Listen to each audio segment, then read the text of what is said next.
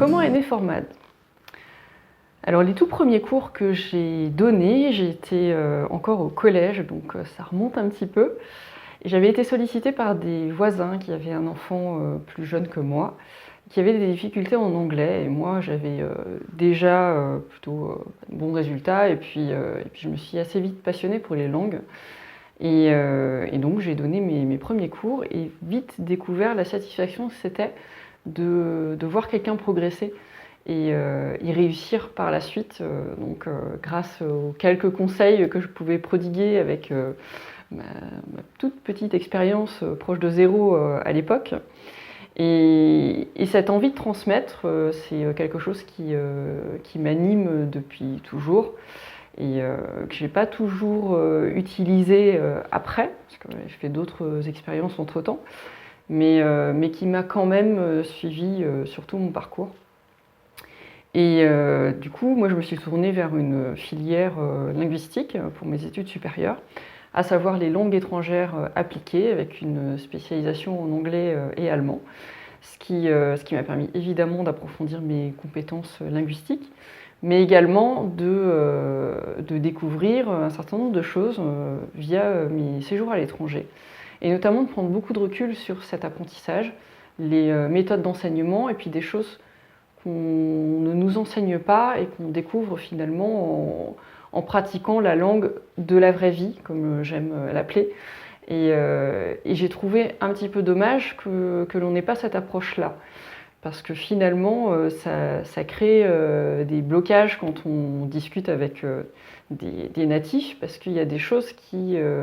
avec lesquelles on ne fait pas de lien si on ne nous a pas enseigné ça au démarrage. Et j'avais vraiment envie de travailler là-dessus, et c'est ce qui a commencé à me faire réfléchir sur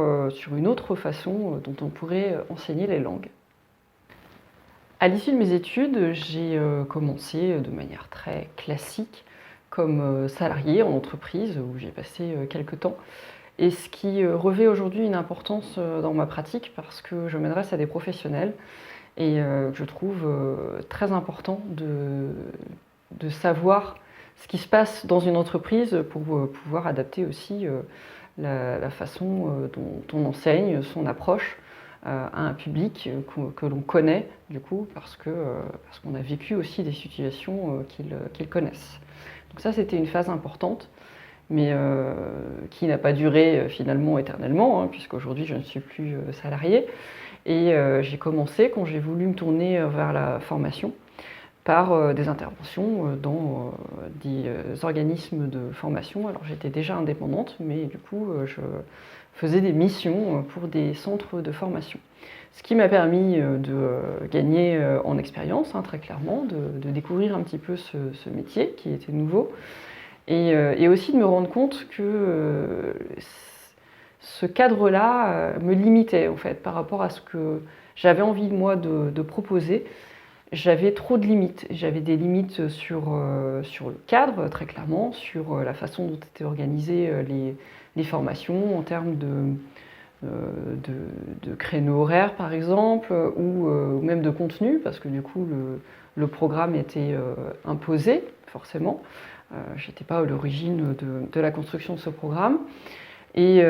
aussi sur le cadre général, la façon d'enseigner, notamment le fait que ce soit par exemple une formation 100% présentielle en groupe ou en individuel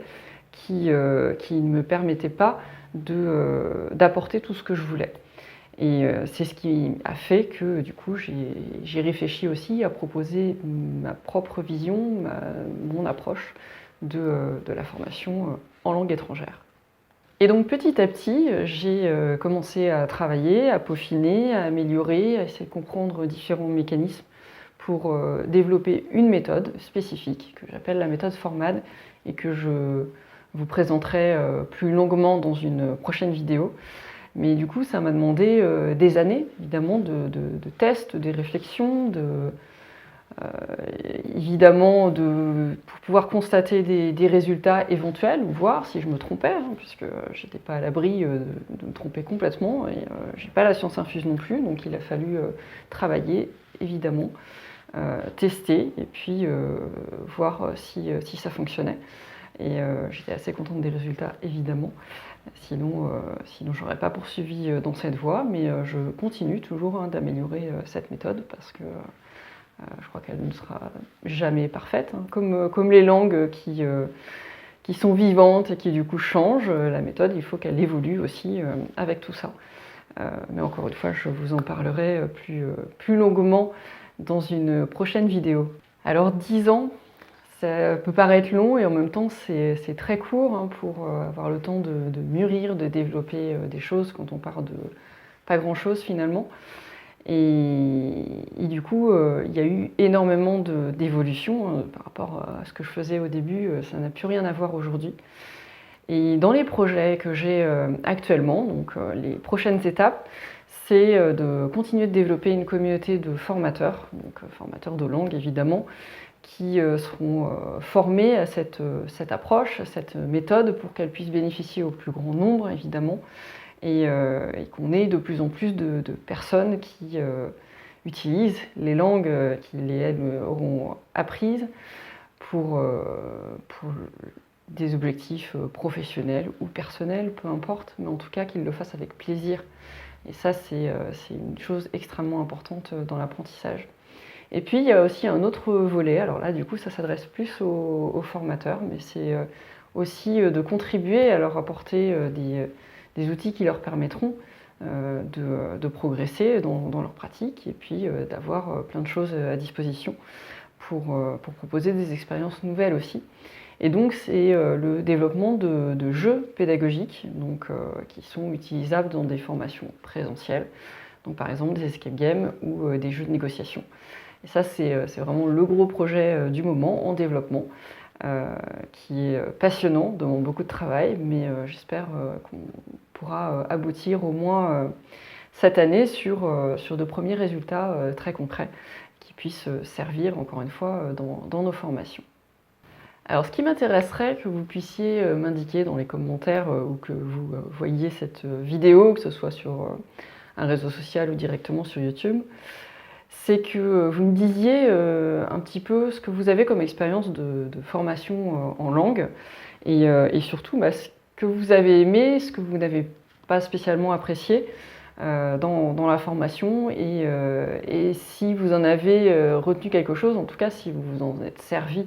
par la suite et si vous avez réellement amélioré votre niveau de langue par rapport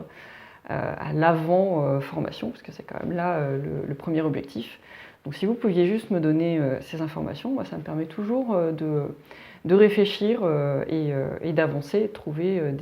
des solutions, des adéquations, des nouveautés pour toujours, encore une fois, vous apporter le meilleur et surtout